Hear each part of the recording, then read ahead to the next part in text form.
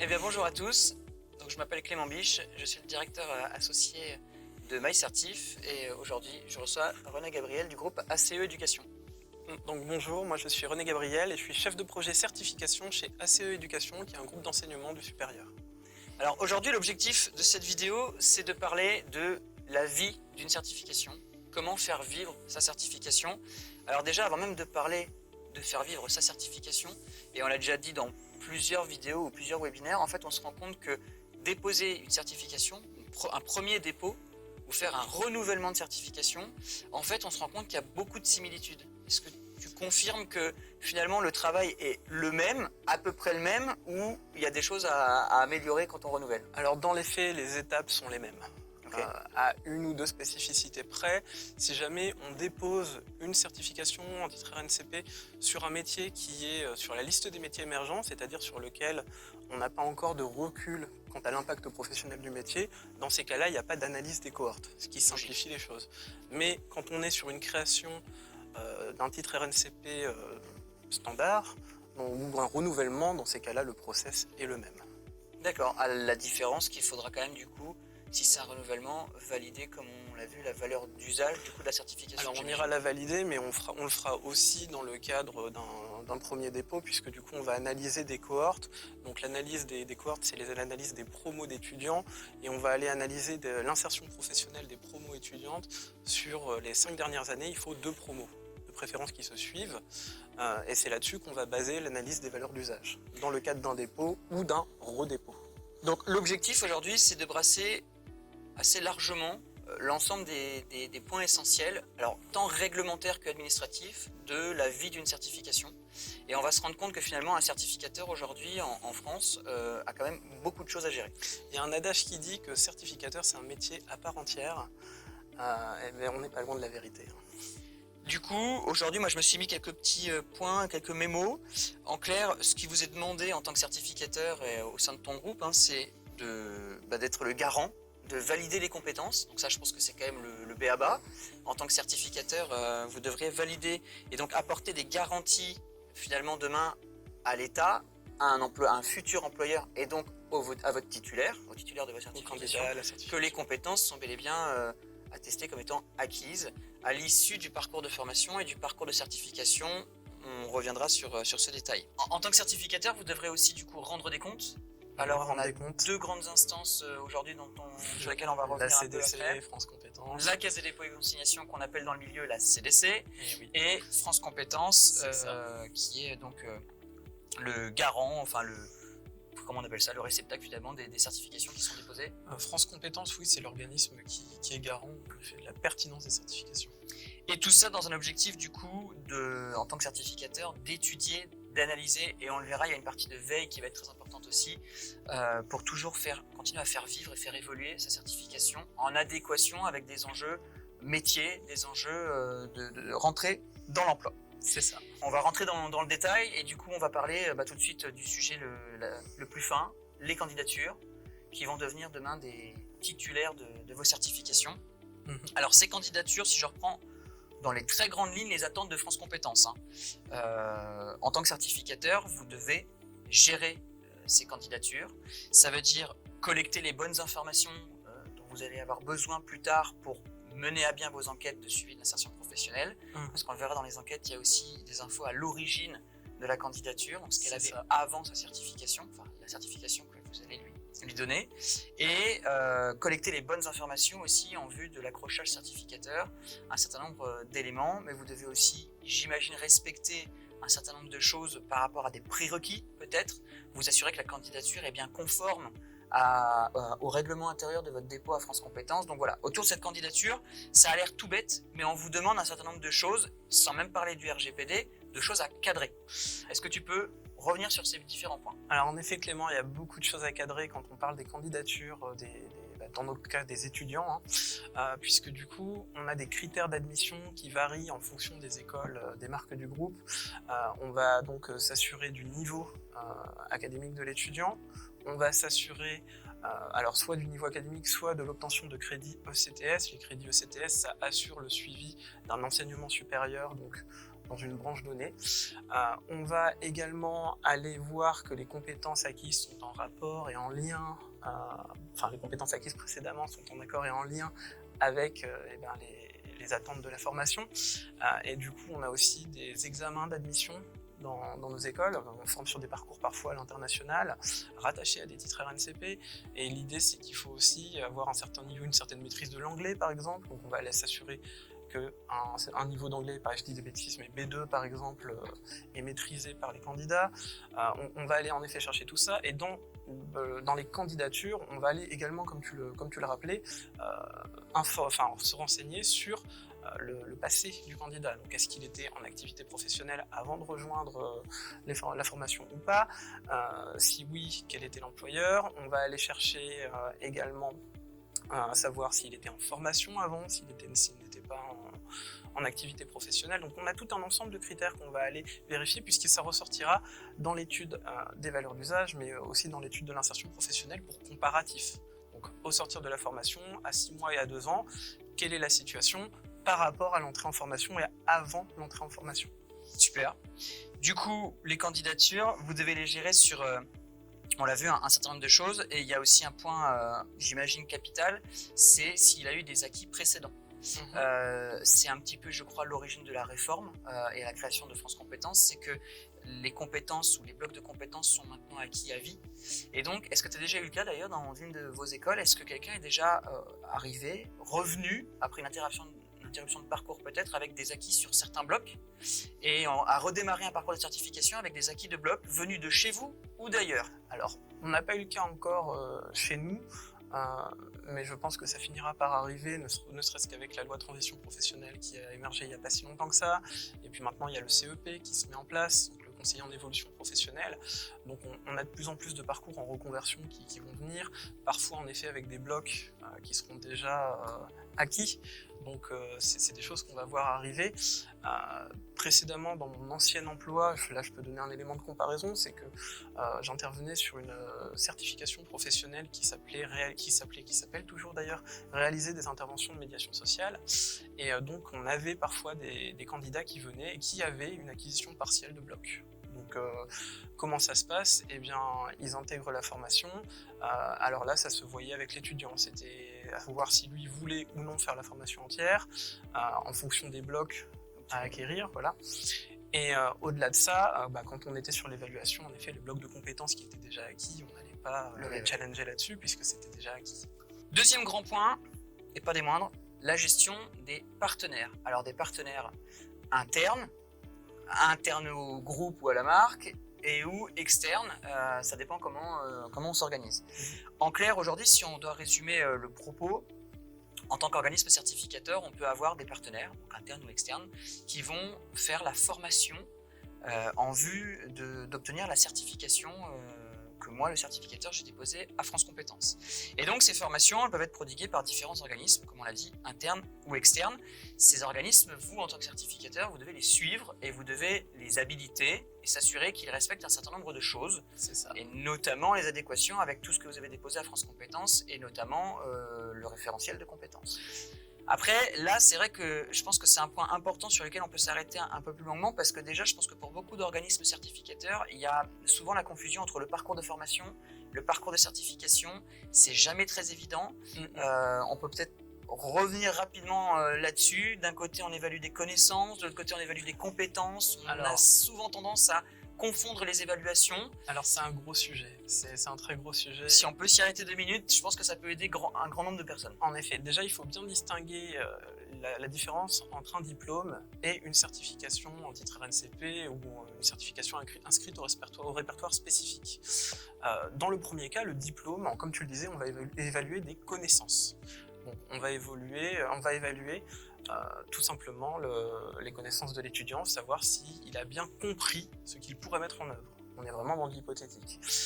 Quand on va aller évaluer des compétences, donc dans le cadre du titre RNCP ou des certifications inscrites au répertoire spécifique, là, on va aller évaluer la capacité de l'étudiant à réaliser une activité professionnelle, à mettre en œuvre des compétences via des mises en situation, via des études de cas, mais toujours des choses qui vont se rapprocher du terrain. D'accord ? Important de faire cette distinction-là, puisque du coup, on a des écoles, notamment les nôtres, qui vont délivrer des diplômes et des titres RNCP qui vont y être rattachés. Donc c'est bien important de comprendre la différence entre les deux, puisqu'en effet, le processus d'évaluation n'est pas le même. Alors ils sont conjoints, on va évaluer l'un puis l'autre, mais ce sont deux choses bien distinctes. Au-delà de ça, comme tu le dis, on a une obligation de contrôle, un devoir de contrôle via France Compétences, des partenaires internes, externes, des processus mis en œuvre par ces partenaires, des jurys d'évaluation mis en œuvre par ces partenaires, et donc on a tout un panel de critères que l'on doit aller baliser pour s'assurer que les formations dispensées, les évaluations sont bien cohérentes par rapport à ce que nous, certificateurs, on a inscrit. Et beaucoup de certificateurs jusqu'à présent n'en avaient pas forcément conscience, puisque c'était des choses qui étaient souvent déléguées aux partenaires, et puis on récupérait la donnée, et puis on la traite, et après voilà. Sauf qu'aujourd'hui, on se rend compte que parfois il y a des dérives. Alors on va aller... Des erreurs tout simplement. Ou des erreurs, des dérives ou des erreurs en effet. Mais tout simplement aussi par manque d'information. Parfois on n'est pas conscient de toutes les obligations que ça va entraîner et de tout l'impact que ça va avoir. Et donc on va aller devoir contrôler les partenaires sur les programmes de formation, les objectifs qui sont mis en œuvre dans ces formations, est-ce que c'est bien en lien avec la certification qu'ils vont délivrer, que nous, certificateurs, on leur permet de délivrer, est-ce que du coup les supports sont bien cohérents avec ces formations, au-delà de ça, au niveau des jurys, est-ce que les critères sont bien respectés, est-ce que la composition des jurys est également cohérente, On doit avoir des jurys qui sont composés au moins à 50% d'externes à l'organisme de formation ou à l'organisme certificateur. Donc on a tout un panel de critères qu'on va aller baliser, évaluer, et du coup il est important d'auditer ces partenaires, pas pour leur faire peur ou les pénaliser, mais tout simplement pour comprendre comment ils fonctionnent et se rendre compte que s'il y a un écart, les accompagner sur la correction de cet écart. Oui, l'objectif n'est pas de fliquer, l'objectif c'est de respecter le cadre légal, et finalement c'est ce que vous impose France Compétences. C'est ça. Déjà même, il me semble que vous devez les déposer à France Compétences, la liste de vos partenaires. Alors on doit la déposer, on doit indiquer quel partenaire est habilité à former et à évaluer sur... y compris les écoles internes au groupe ? Y compris les écoles internes au groupe. Ok. Et donc dans ce suivi des partenaires ou du contrôle des partenaires habilités, il y a aussi un grand sujet qui tourne autour des financements. Alors dans le cadre du RNCP, je ne suis pas sûr que vous ayez beaucoup de financements CPF. Alors on va avoir des financements mais qui vont plutôt tourner autour des OPCO. Ouais. Voilà, donc essentiellement CPF ça peut arriver. En tout cas, il faut savoir que quand on pilote un réseau de partenaires, souvent sur du RS, on peut avoir des financements effectivement CPF, et là, l'objectif, c'est de pouvoir correctement piloter, suivre et contrôler que le nombre comme c'est les partenaires qui vont nous inscrire des candidats à notre certification en règle générale, de s'assurer que le nombre de financements CPF correspond au nombre de personnes inscrites sur ma certification.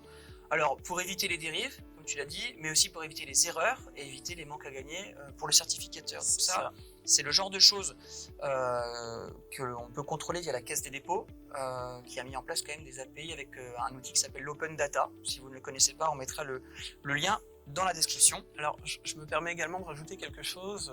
Depuis peu, en fait, un texte est passé disant qu'une personne qui ne va pas au bout de son parcours de formation financé par le CPF peut être amenée à rembourser ce parcours de formation. Absolument. Voilà, donc je le glisse là parce que ça me semble important de le faire ressortir, d'autant que ça impacte également les centres de formation. Alors ça c'est hyper important parce que mine de rien dans les dérives qu'il y a pu y avoir, c'est que finalement démarrer un parcours de formation qui en vue d'une certification, autant pour un apprenant, un candidat, un stagiaire, l'abandon n'est pas anodin, l'interruption de parcours n'est plus anodin. Donc ça c'est quelque chose qui va permettre de pérenniser certaines façons de faire, et j'espère de responsabiliser clairement, d'augmenter un peu la qualité de la fin de parcours, mais aussi de responsabiliser l'organisme de formation. Alors là, clairement aussi d'arrêter les dérives, parce qu'il y en a eu. Je veux dire, quand on vient financer par le CPF sur une formation, je sais pas, Excel, pour finalement financer son permis de conduire, c'est le genre de dérive qui a pu exister. Là, je pense que l'État a clairement coupé court au sujet en disant maintenant c'est terminé. D'autant que du coup, avec cette logique de remboursement de formation, si la personne ne va pas au bout de la certification visée initialement, je pense que ça peut remettre pas mal de pendules à l'heure. En effet. Les jurys, tu en as déjà un peu parlé. Effectivement, aujourd'hui, les jurys, c'est quand même un très gros sujet quand on fait vivre sa certification. Il y a des jurys d'évaluation, il y a des jurys de certification. Parfois, il y a des 2 en 1. Parfois, il y en a qui ont encore un ordre au-dessus, qui, après jury de certification, a encore des fois son mot à dire. On a l'impression que les règles sont assez bien posées, mais que finalement, il y a encore beaucoup de possibilités, beaucoup de configurations dans les jurys. Est-ce qu'on peut rapidement résumer ça, sachant que moi, si je retiens les 2 attentes ou les 2 obligations de France Compétences, enfin vraiment que j'ai en tête, c'est de respecter les critères de composition des jurys, autant légales que celles que le certificateur s'est imposé à lui-même quand il a fait son dépôt à France Compétences. Veiller au respect, alors ça, du référentiel d'évaluation, il n'y a pas de sujet, mais du coup de manière homogène dans le réseau. Et ça, c'est ce que tu disais dans les jurys d'évaluation, avec les consignes qui doivent être homogènes, s'assurer qu'on fait les mêmes choses, et le côté parité, collégial, qu'un jury est forcément composé de 2 personnes. Et il me semble en jury de certification qu'un évaluateur qui était en jury d'évaluation de la personne ne peut pas être présent au jury de certification. Oui, exact. Voilà, il y a des règles comme ça, il y en a pas mal. On va essayer de revenir un petit peu sur le sujet. Vous, chez ASE Éducation, les jurys, tout campus confondu, c'est plutôt galère ou ça va? Non, les jurys se passent plutôt bien de manière générale. Alors, dans mon vécu professionnel, j'ai été, et je suis d'ailleurs toujours aussi jury professionnel sur une certification. Donc j'ai le regard et jury et certificateur. Juré et certificateur. Et donc, du coup, comment ça se passe quand on va mettre en place une procédure de jury, en effet, il faut s'y tenir. Tout simplement parce que s'il y a un contrôle, déjà, il faut pouvoir justifier de comment on met en œuvre ce jury. Et au-delà de ça, tout simplement pour garantir une équité vis-à-vis des candidats par rapport au passage de la certification, à compétences égales, à conditions égales. Et le temps de jury est aussi important. C'est-à-dire que si on indique que le jury doit durer 1h30, on ne peut pas arrêter le jury à 1h. Ah oui, ok. Parce que si on part du principe qu'un candidat a fait son jury en 1h, obtient sa certification, et qu'un autre candidat a fait son jury en 1h30 et n'obtient pas sa certification, il peut tout simplement faire un recours en mentionnant une inégalité de traitement, ce qui dans les faits serait vrai au vu du critère. Voilà. Au-delà de ça, donc, il est bien important de distinguer les jurys d'évaluation des jurys de certification. Dans un cas, les jurys de certification vont tout simplement attester du fait de délivrer ou non la certification au candidat et vont s'appuyer sur les jurys d'évaluation qui auront permis tout simplement de comprendre les compétences et les connaissances. On va évaluer les deux, mais les compétences également, surtout du candidat par rapport aux attendus de la certification professionnelle. Là, j'ai envie presque de rentrer un tout petit peu dans le détail, et c'est presque pour, même moi, pour ma curiosité personnelle. Quand vous faites un jury d'évaluation, quand tu es certificataire et que toi, tu es en jury de certification, ce que tu demandes à tes écoles ou à tes partenaires de compléter en jury d'évaluation, ce sont uniquement les acquis sur les compétences au regard des critères d'évaluation, ou tu leur demandes un commentaire, des explications, de téléverser des éléments du parcours de formation? On va aller chercher des commentaires pour comprendre du coup ce qui motive la décision. De toute façon, il y a des PV de jury aussi qui sont rédigés, qui sont des documents obligatoires, je le rappelle, puisque tous les organismes de formation n'en tenaient pas, des PV de jury n'en avaient pas forcément. C'est obligatoire parce que ça peut être notamment contrôlé par France Compétences, et dessus on va y retrouver les diplômés, les certifiés donc, et puis aussi... Et d'ailleurs, si c'est un acquis global ou par bloc, c'est Alors, acquis global par bloc, on ne le retrouvera pas forcément sur le PV de jury. Ce qu'on retrouvera, ce sera les certifiés et les non certifiés, présentés à la certification. D'accord ? J'ai 40 candidats qui se présentent, j'en certifie 30, il y en a quand même 40 qui se sont présentés. D'accord ? Donc c'est important de faire ressortir les 40 sur le PV de jury et d'indiquer lesquels parmi ces 40 sont certifiés. Puisque du coup, c'est la décision qu'on va avoir. Ensuite, au-delà de ça, durant les épreuves de certification, donc durant l'évaluation, en effet, les évaluateurs, les jurés, donc, vont pouvoir renseigner des commentaires, notamment sur MyCertif qu'on va utiliser dans le cadre de la mise en œuvre des jurys d'évaluation, pour pouvoir justement expliquer, soit dans le cadre d'une non-validation, qu'est-ce qui a bloqué, pour pouvoir transmettre ce commentaire au candidat. C'est important qu'ils comprennent quel élément il lui manque, Et ce qui lui reste à acquérir. Peut-être des preuves en cas de recours aussi, du coup. Avoir des preuves en cas de recours, mais c'est global, tout ça se rejoint. Et au-delà de ça, même quand la certification est obtenue, également mettre en avant les points forts, c'est important. Donc acquis, non acquis sur les compétences, quelques commentaires. Jamais de téléversement d'un document. On va aller téléverser des pièces, mais alors ça, c'est propre à chaque organisme de formation. Ça peut être quoi? Alors, on peut avoir, s'il y a une alternance, on peut avoir le dossier d'alternance, on peut avoir, s'il y a des études de cas, ou alors des mises en situation, des comptes rendus de mise en situation, plutôt, on peut retrouver ces documents-là. On peut avoir des documents qui peuvent être préalables au passage de la certification, tout simplement pour attester que le candidat remplit bien toutes les conditions au moment où il se présente à la certification. Donc, les pièces peuvent être assez variées et vont dépendre des organismes de formation de manière générale. Après, il y a des choses qu'on retrouvera systématiquement. Je pense aux documents d'identité notamment qui vont être téléversés, mais là, on ne sera pas dans le cadre de l'évaluation des compétences, mais de la présentation de la candidature. Super. La finalité de tout ça, du parcours et des jurys de certification, c'est un document réglementé, les parchemins. Les parchemins et attestations de bloc, du coup, quand on n'a pas obtenu l'ensemble de la certification, ce que dit France Compétences, c'est que vous devez transmettre, vous, l'organisme certificateur, les résultats dans un délai assez court, malgré tout. Enfin, je crois qu'il y a quand même un peu le temps quand même. Tu nous diras combien c'est à peu près, parce qu'il parle d'un délai raisonnable, mais on n'a pas de délai exact. Alors oui, tout simplement parce que le délai raisonnable, c'est comme certaines choses chez France Compétences prêtes à interprétation. L'idéal, c'est de transmettre la certification dans un délai maximal de 6 mois.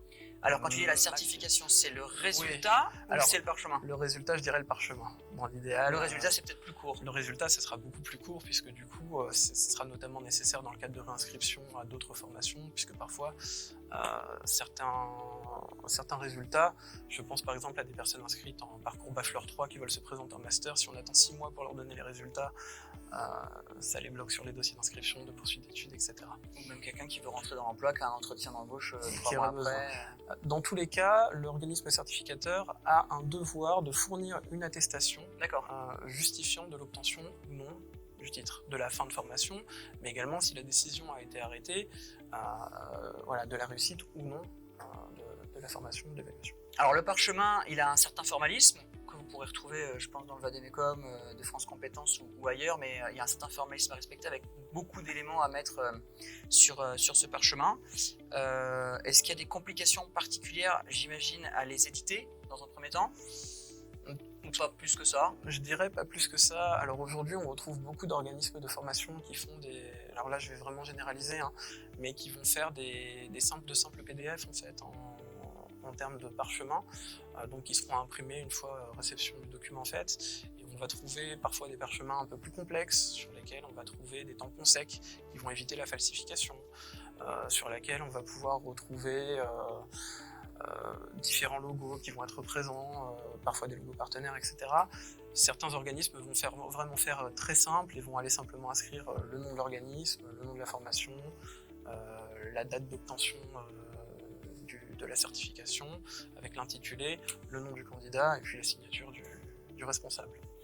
Sachant que le côté extrêmement réglementaire arrive dans la foulée, c'est finalement ce qu'on va appeler l'accrochage certificateur. En fait, pour résumer ce propos rapidement pour ceux qui ne seraient pas au courant, quand on est un organisme certificateur, on a 3 mois, si je dis pas de bêtises, après avoir titularisé quelqu'un à sa certification pour l'accrocher au SICPF, donc à la Caisse des dépôts et plus précisément sur le portail des responsables de diplôme et de certification, sur lequel le certificateur a un accès. Alors, au-delà de ça, on peut se demander ce que c'est l'accrochage et à quoi ça sert. Clairement. Et l'accrochage s'est mis en œuvre notamment dans le cadre du passeport compétences. Absolument. Qui, du coup, est un passeport de compétences qui va suivre les personnes tout au long de la vie. Et c'est pour ça, tout à l'heure, tu parlais de la validation des blocs de compétences à vie, tout simplement parce qu'un bloc de compétences validé aujourd'hui est un bloc de compétences qui ressortira sur ce passeport de compétences de la personne. Alors donc là, ça ne parle pas que du candidat, parce que des fois, on a des personnes qui ne sont plus candidats, mais qui ont déjà des blocs de compétences. Pour le coup, ce sera sur un portail géré par l'État, donc géré par la Caisse des dépôts, donc infalsifiable, sur lequel, qui est relié au France Connect, donc de chaque citoyen français, donc qui ont un numéro de sécurité sociale en France. L'objectif, c'est effectivement de pouvoir compléter ce passeport de compétences, mon CV en ligne, mon passeport de formation, etc., qui va être réutilisé dans différents cas, j'imagine, donc de poursuite d'études et ou d'entretien de recrutement ou de future embauche. Mais donc, c'est au certificateur de déclarer les personnes qu'il a titularisées sur ces certifications. Ce n'est pas autodéclaratif, ce n'est pas le citoyen français qui va dire voilà, moi j'ai obtenu le RNCP de chez ACE Éducation. Justement pour éviter les fraudes, et puis pour éviter de s'allouer du coup des blocs de compétences qu'on n'a pas ou des certifications qu'on n'a pas. Et sur cet accrochage, on va aller chercher pareil différents critères. Donc on va aller chercher le nom, le prénom, la formation suivie, la certification ou le bloc de compétences obtenu. On va aller chercher les coordonnées de la personne, le lieu de naissance, la date de naissance, le code postal de la ville de naissance, le pays de naissance également du coup. Donc on va vraiment aller ratisser très large au niveau des informations, justement pour attacher ça à l'état civil de la personne. Informations qui sont obligatoires et qui posent souvent souci dans la collecte de ces informations. Et donc voilà encore un rôle que le certificateur doit prendre, c'est que même si les infos sont collectées peut-être par des organismes de formation qui vont collecter de la donnée sur l'apprenant, se faire bien attention qu'on collecte bien toutes les informations dont on va avoir besoin en bout de parcours sur le titulaire de la certification. C'est ça. J'irai même un petit peu plus loin, penser au RGPD, puisque du coup, qui dit information personnelle dit Règlement général de la protection des données des personnes. Et du coup, nous, ce qu'on fait, c'est qu'on fait signer une charte à nos étudiants à l'inscription, justement dans lequel on explique quel traitement sera fait des données étudiants, sous quelles conditions ils sont conservés, etc. C'est quelque chose qui est important de mettre en œuvre et du coup de rappeler au moment où on va aller aussi chercher certaines informations personnelles auprès des étudiants. Dernier point, si j'ose dire, peut-être très réglementé, le suivi de l'insertion professionnelle. On avait fait une précédente vidéo, tu l'avais fait avec Léa. Exactement. Le suivi de l'insertion professionnelle, encore un autre élément réglementaire de France Compétences. Chaque organisme certificateur doit, dans le cadre notamment du renouvellement, aller enquêter sur les titulaires de ces certifications sur plusieurs années en arrière. Donc en général, c'est des enquêtes qu'il faut faire à 6 mois, peut-être 12 mois, 24 mois, peut-être même plus. Ça reste facultatif sur le plus, mais l'objectif étant de savoir est-ce que ma certification professionnelle a servi à quelque chose à ces personnes qui les ont obtenues. Est-ce qu'elles sont plus facilement rentrées dans l'emploi? Est-ce qu'elles ont mobilisé les compétences dans leur emploi? Si c'est du RS ou du RNCP, on le verra. En tout cas, France Compétences demande aux certificateurs de mener ces enquêtes et de faire ce suivi de la valeur d'usage de la certification. Vous, chez ACE Éducation, est-ce que tu peux nous résumer rapidement ce que vous faites déjà? D'accord. Alors, en effet, on a bien cette obligation de suivi des étudiants. Ça s'inscrit tout simplement dans le cadre dans le fait de prouver l'utilité de la certification professionnelle qu'on a fait acquérir à nos étudiants, à nos certifiés du coup, puisqu'ils ne sont plus étudiants, ils sont certifiés à ce moment-là. Et l'idée, c'est qu'on va aller chercher à comparer la situation à 6 mois et à 2 ans pour voir l'évolution du candidat une fois la certification obtenue. Et on va aussi comparer ça, on en parlait précédemment, par rapport à la situation initiale d'origine de l'étudiant. Voilà. Est-ce qu'il était en activité professionnelle? Si c'est une reconversion, qu'est-ce que ça a changé pour lui? Est-ce qu'il était en formation, etc.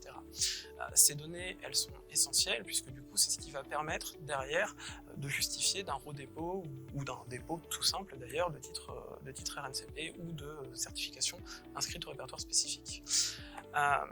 Le processus qu'on va mettre en œuvre, nous, pour ça, c'est qu'on va déjà communiquer en amont du lancement de cette phase d'enquête auprès des étudiants, s'ils sont encore chez nous, ou auprès des certifiés, si c'est l'enquête à 2 ans, tout simplement pour préparer les étudiants à la réception de l'enquête, pour que ça soit mieux accueilli, favoriser l'adhésion à cette phase d'enquête. Et ça, c'est essentiel, puisque c'est ce qui va permettre de maximiser le taux de réponse. Au-delà de ça, on a le lancement d'enquête qui va se faire avec un premier mailing où on va joindre le lien d'enquête aux étudiants. Donc ça, c'est ce qui va nous permettre de récolter les premières datas. Après ça, à 6 jours, on va aller chercher à les relancer par un SMS.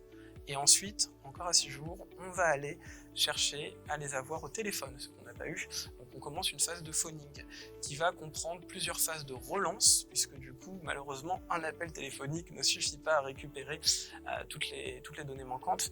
Donc c'est un processus qui se gère dans le temps.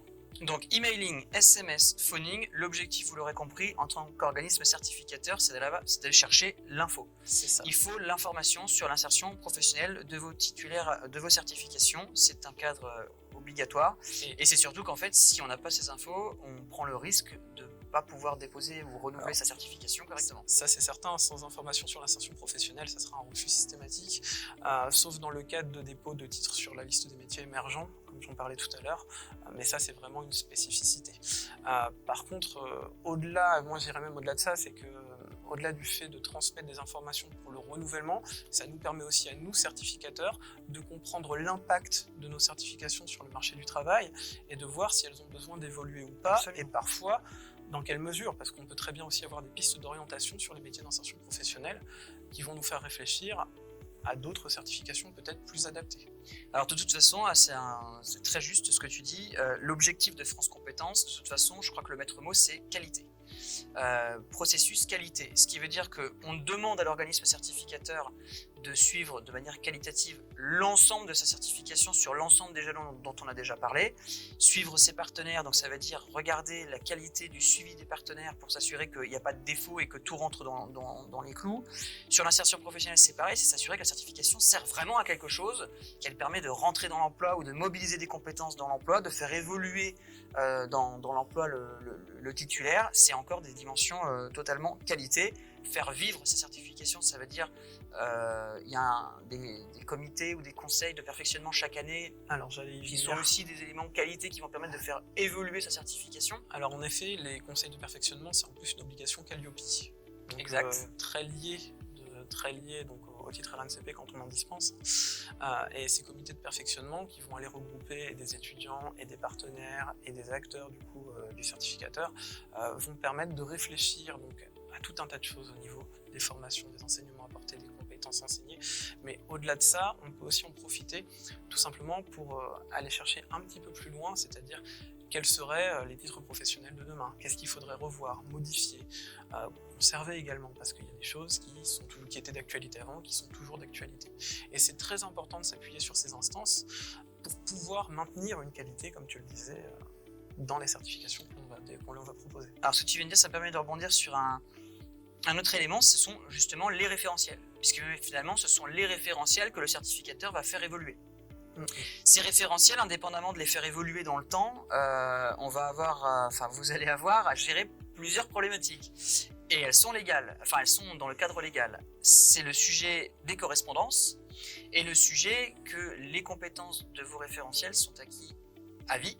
Ce qui veut dire que quelqu'un qui revient plus tard doit pouvoir, comme on l'a dit avant, redémarrer peut-être là où il s'est arrêté, voire si quelqu'un a une correspondance avec un bloc obtenu dans une autre certification en dehors de votre groupe, puisse continuer chez vous avec ses acquis de bloc. Voilà, alors ça c'est tout nouveau, mais n'empêche qu'il va falloir s'en préoccuper, il faut déjà s'en préoccuper. Aujourd'hui il me semble, mais tu m'arrêtes si je me trompe, pour pouvoir renouveler, et c'est que dans le cadre du renouvellement, dans le cadre d'un dépôt j'ai un doute, il va falloir à minima aller chercher dans les certifications existantes de tout France Compétences les correspondances qu'il pourrait y avoir avec les blocs ou les compétences de ma certification. C'est pas que dans le cadre d'un renouvellement, c'est dans le cadre d'un dépôt aussi. Okay. D'ailleurs, légalement, France Compétences ne fait pas la distinction entre dépôt et renouvellement.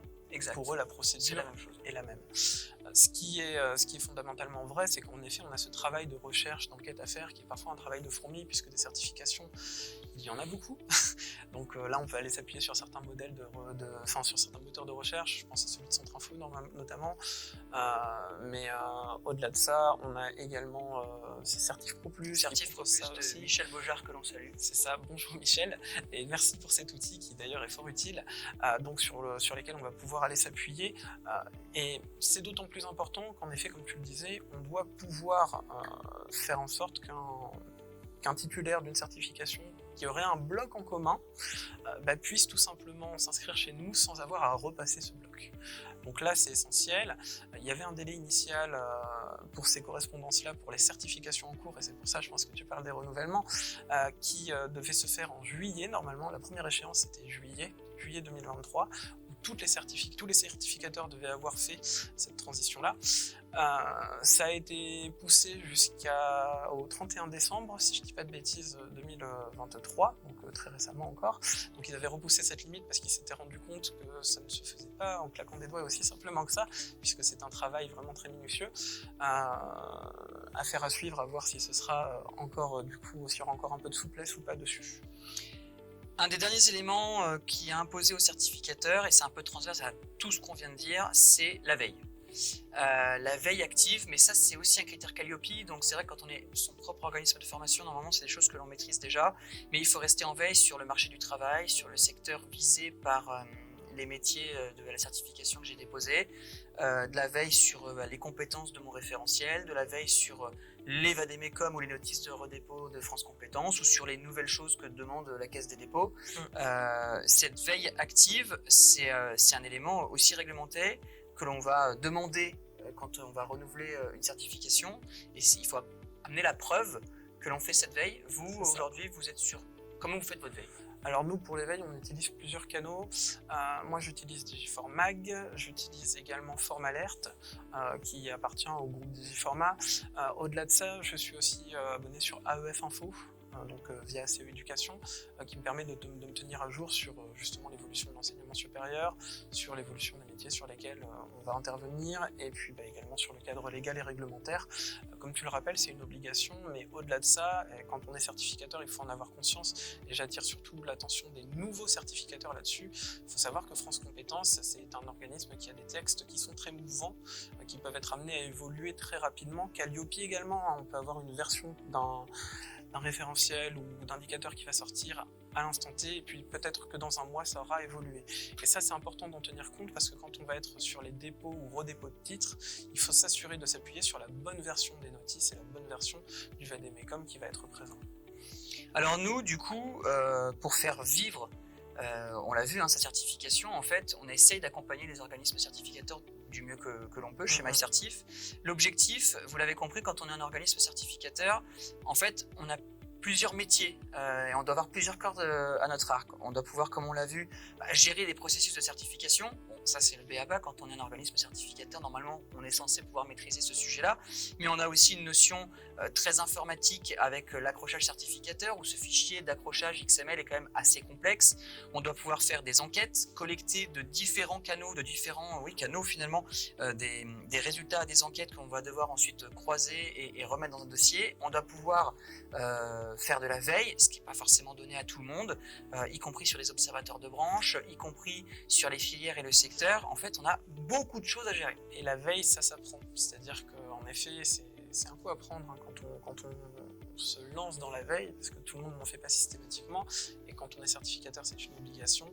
Ça veut dire regarder très fréquemment ces canaux d'information, et on peut aussi rejoindre des groupes de veille, notamment, j'y pensais, mais tels qu'OC Connect par exemple, où on va avoir différents certificateurs qui vont être en commun et qui vont pouvoir échanger sur des sujets de veille, partager des sujets de veille, et puis aussi se questionner quand il va y avoir des questions, des incompréhensions sur différents sujets tels que la plateforme end-of, tels que les obligations de la CDC par rapport à l'accrochage, tels que certains critères Calliope, etc., etc. Et donc voilà, l'objectif, nous aujourd'hui, c'est de pouvoir rendre compte, grâce à ton témoignage, que faire vivre sa certification, en fait, c'est être multi-compétences, c'est faire plein de métiers un peu en un.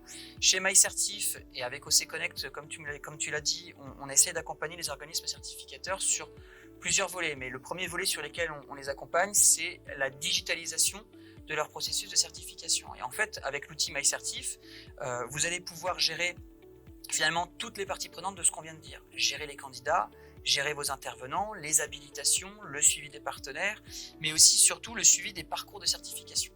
L'objectif de MyCertif, vous l'utilisez, donc tu sais un peu de quoi je parle, c'est de pouvoir réinjecter vos référentiels de certification et pouvoir configurer vos parcours de certification pour chacune de vos certifications, puisque en fonction d'un RNCP ou en fonction d'un RS, le parcours n'est pas le même. Des fois j'ai des prérequis, des fois j'en ai pas, des fois j'ai un mémoire qu'il faut valider en jury d'évaluation, des fois pas. Les référentiels ne sont pas les mêmes, les consignes au jury ne sont pas les mêmes, et donc MyCertif, ça va permettre de gérer tout ça. Les parties prenantes, les parcours, la configuration des jurys, puisque là on a 2 briques de jury qui sont totalement configurables, jury d'évaluation, jury de certification, et l'objectif avec ce triptyque, j'ai envie de dire gagnant, des personnes, des parcours et des jurys, c'est de pouvoir avoir un maillage complet avec les rôles, qui a le droit de faire quoi quand, qui a le droit de compléter quoi quand, et l'objectif c'est de sécuriser, centraliser la collecte de toutes les informations autour du parcours de certification pour justement administrativement faciliter et accélérer le processus de certification jusqu'au cadre légal. Comme on l'a vu, la finalité du parcours, ça va être de générer des PV, des parchemins, le XML pour l'accrochage de manière beaucoup plus fluide et beaucoup plus simple, jusqu'à l'automatisation des enquêtes qui sont envoyées automatiquement par MyCertif et qui vont venir, où on va venir centraliser justement toutes ces statistiques. Donc voilà, l'objectif de MyCertif, c'est ça, c'est un produit qui va permettre de collecter, centraliser l'information. Tu voulais dire un truc? Ouais, je rajouterais même que dans le suivi de l'insertion professionnelle, MyCertif est aussi assez performant et permet aussi d'extraire directement les données dont on a besoin dans le tableau France Compétences à renseigner. Dans le même format. Dans le bon format. Et ça aussi, c'est un gain de temps énorme. Et donc, ça va permettre administrativement de faire vivre la certification, mais aussi, tu l'as dit à un moment donné, le mot audit. Nous, l'objectif, c'est d'éviter que les certificateurs aient besoin de faire un audit au moment d'un contrôle ou en vue d'un renouvellement. L'objectif de MyCertif, c'est une fois qu'il est configuré en relation avec le règlement intérieur de dépôt à France Compétences sur mes certifications, en fait, normalement, on respecte le cadre légal et mon propre cadre légal en tant que certificateur, et donc j'ai pas besoin de mener d'audit, puisqu'en fait je dis à chaque personne exactement ce qu'elle doit faire et quand elle doit le faire. Et donc je peux vérifier à l'instant T de manière synchrone tous les éléments et m'assurer que tout le monde respecte bien le cadre que je leur ai imposé et que je me suis imposé à moi-même finalement en tant que certificateur. Alors je dirais que ça les complète très bien les audits sans les remplacer totalement, puisqu'il y a quand même des choses qu'on devra vérifier de facto sur le terrain, ne serait-ce que les correspondances en termes de programme de formation, où là on n'a pas le choix, on doit sortir de MyCertif pour aller voir, et parfois même le déroulé d'un jury, ou enfin voir en présentiel comment ça se passe, ou même le déroulé d'un cours. On peut être amené à auditer aussi si jamais on a un doute, si jamais il y a besoin de renforcement sur certains points d'accompagnement, mais en effet c'est un outil qui va vraiment faciliter la vie, qui facilite déjà vraiment la vie des certificateurs. Et c'est vrai que jusque-là, en fait, c'était souvent dans l'objectif de renouveler, parce que dans l'objectif de déposer un premier dépôt, on peut dire qu'on a pour objectif d'utiliser un outil comme MyCertif pour pouvoir gérer le pilotage qualité de ma certification, mais c'est surtout dans le cadre d'un renouvellement. Mais aujourd'hui, il va y avoir de plus en plus de contrôles. Alors a priori, l'objectif n'est pas de faire peur aux certificateurs qui nous regardent, mais est-ce que tu as plus d'infos sur ces contrôles? Alors, les infos sont quand même assez vagues sur les contrôles à l'heure actuelle. Il y en a eu pas loin de 70 en 2022, 2023, on n'a pas ils sont déjà faits, je sais. Il y a déjà eu des contrôles qui ont eu lieu. C'est 2022 ou 2023. Je crois que c'est 2022 que ça a commencé. J'ai pas le nombre exact de contrôles à date qui ont été effectués aujourd'hui. Je sais que ça a permis parfois de mettre en lumière des écarts entre des titres professionnels délivrés et puis des formations dispensées.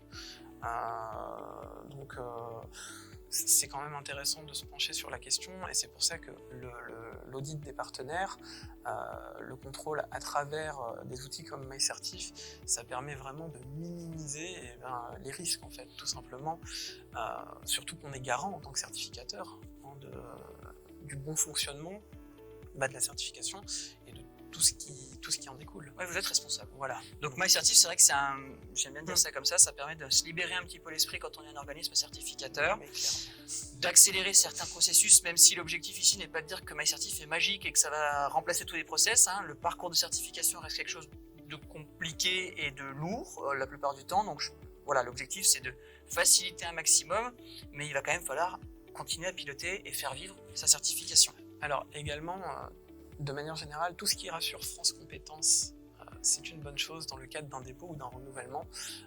Si France Compétences est conscient qu'on utilise des outils qui sont en capacité justement de contrôler les process, ça sera forcément un plus lors du dépôt de dossier. Donc évidemment, n'hésitez pas à en parler quand vous renouvelez votre titre ou quand vous en déposez. Et le dernier point, c'est, comme tu l'as dit, OC Connect, qui pour le coup est une communauté dont on est à l'initiative, qui est totalement gratuite, dans laquelle on essaye de faire en sorte que le certificateur se sente moins seul, parce qu'on a quand même eu, et c'est comme ça qu'est né OC Connect, beaucoup d'organismes certificateurs nous ont dit mais moi j'ai plein de soucis sur l'accrochage, ou je comprends pas comment il faut faire ci, ou comment il faut faire ça, et à un moment donné on s'est dit, mais en fait on nous a posé, sans mentir, peut-être 400 fois les mêmes questions. À un moment donné on s'est dit, mais c'est dommage, on pourrait peut-être centraliser toutes ces questions dans un espèce de glossaire, dans une espèce de FAQ, etc. Et on s'est dit, mais en fait, tout simplement, pourquoi on ne ferait pas une communauté dans laquelle on va faire réseauter les certificateurs? Et du coup, sur Slack, on a créé OC Connect, on vous mettra le lien dans la description de la vidéo, dans lequel vous avez plusieurs canaux un lié à l'accrochage, un lié à l'insertion professionnelle, un sur les jurys de mémoire, un sur la VAE. Et l'objectif, c'est que les certificateurs puissent venir se présenter, puissent venir exprimer leurs problématiques, poser des questions, peut-être trouver des partenaires, pourquoi pas. L'objectif, c'est de se sentir, un, moins seul, deux, trouver réponse aux questions, et trois, comme on vient tout centraliser dans ce réseau-là, en fait, en termes de veille, on peut remonter un peu dans l'historique et on se rend compte qu'on a toujours un peu les mêmes questions. Et du coup, ça permet de faire de la veille, puisqu'on a des ateliers réglementaires que l'on fait de manière collaborative les premiers vendredis du mois et sur des grandes thématiques 3-4 fois l'année. Et l'objectif, c'est que si vous êtes certificateur, n'hésitez pas à venir nous rejoindre pour échanger sur tout ça. La plupart du temps, on découvre quand même beaucoup de choses. Et comme tu l'as dit, c'est vrai que les textes aujourd'hui, et France Compétences est un organisme assez jeune, il y a quand même des éléments qui sont changeants.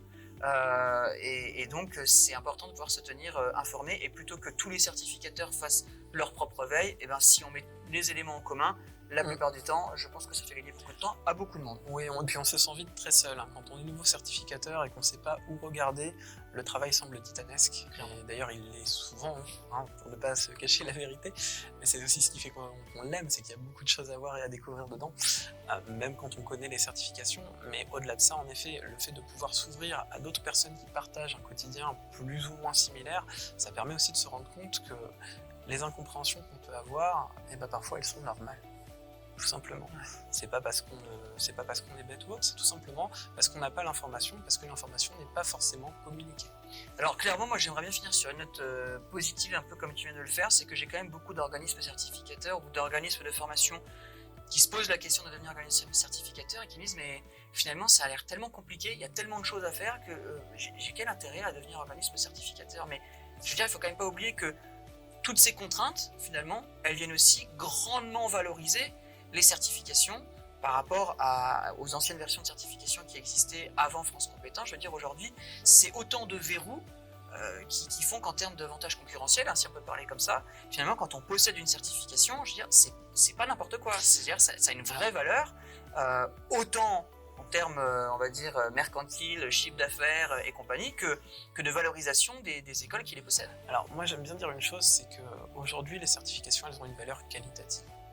Avant, poser une certification, c'est vrai que c'était assez simple. On arrivait, on avait une idée, du coup on présentait l'idée, on travaillait un peu les blocs de compétences et puis on la déposait et souvent c'était accepté. Aujourd'hui, on est plus dans une notion de qualité, de contrôle, d'affinement en fait, de finesse par rapport à la certification. On va aller chercher à voir les vrais besoins du marché, ce qui existe déjà, dans quelle mesure et qu'est-ce que la certification va apporter. Au-delà de ça, on va aussi aller chercher comment elle est mise en œuvre, par qui, quels moyens sont utilisés, et en effet on va tomber sur quelque chose de beaucoup plus valorisant et qualitatif, même si le travail à fournir est de facto beaucoup plus conséquent. Et en effet, si on parle purement mercantile, en tout cas dans l'enseignement supérieur, beaucoup de familles d'étudiants se renseignent sur les diplômes associés aux écoles, mais au-delà de ça, les certifications qui peuvent y être adossées. Puisque aujourd'hui, les certifications professionnelles, elles ont une vraie reconnaissance dans le monde professionnel. Le grand public a vraiment conscience de l'impact que ces certifications peuvent avoir sur le quotidien professionnel et les employeurs sont conscients de leur valeur sur le marché. Bon, en tout cas, René Gabriel, un grand merci pour ce témoignage qui était plus que complet. Je pense qu'on a essayé de faire le tour dans cette vidéo de comment on fait vivre sa certification quand on est certificateur, ou en tout cas des grands jalons. Je pense qu'on pourrait en parler encore pendant 2 heures et on pourrait franchement rentrer dans le détail. Si vous êtes intéressé, venez nous rejoindre sur OC Connect, on pourra en discuter et participer à des ateliers réglementaires ensemble. Un grand merci encore une fois. Je te laisse le mot de la fin si tu veux finaliser sur ce que tu veux. Écoute, merci beaucoup de m'avoir invité Clément, et j'aimerais bien rappeler aux certificateurs qu'ils ne sont pas seuls, donc n'hésitez pas encore une fois à nous rejoindre, c'est avec plaisir qu'on vous accueillera. Avec grand plaisir. Merci beaucoup, à très bientôt. Merci à tous, au revoir. Au revoir.